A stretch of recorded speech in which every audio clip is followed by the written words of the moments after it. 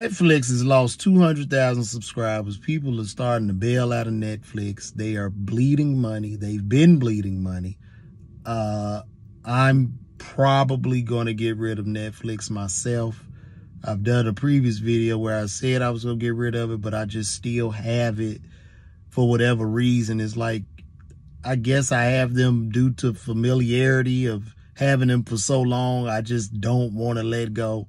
It's similar to when I finally let go of my landline back in the day. And if you super young and don't know what a landline is, that we actually had phones with cords that came from the wall and you couldn't move. And, you know, you want to hold on to that landline.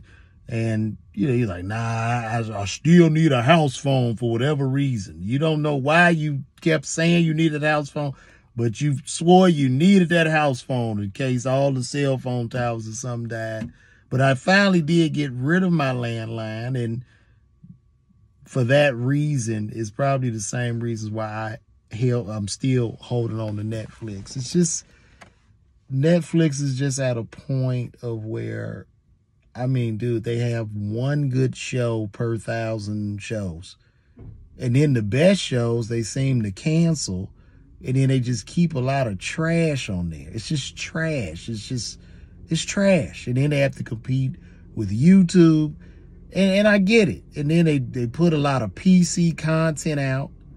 And this is what happens when you do all that PC content that they was putting out, and people trying to go, you know, the community's trying to go up against Dave Chappelle and all that, you know, instead of just letting the artists create and standing behind those artists, which is what they did. They stood behind Chappelle. But what happens is, this content that they put out, because they have to jump through so many hoops and they have to stay inside of the lines, and they have this generic creativity going on, well, guess what? Trash. A lot of trash ends up being put on a Netflix, and now they're starting to feel the pain, and they're bleeding. And in that pain that they're feeling, they're trying to correct the course. So not long ago, they sent out a memo to all of its employees saying, hey, if you don't like the content that we produce, this might not be the place for you.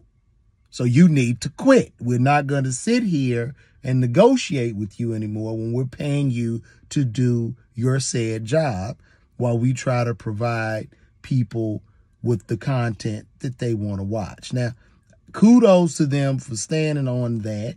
You know, because I don't believe in cancel culture, especially now, because you have so many options. Cancel culture might have been a good thing back in the 80s and 90s when we only had 5 channels to choose from.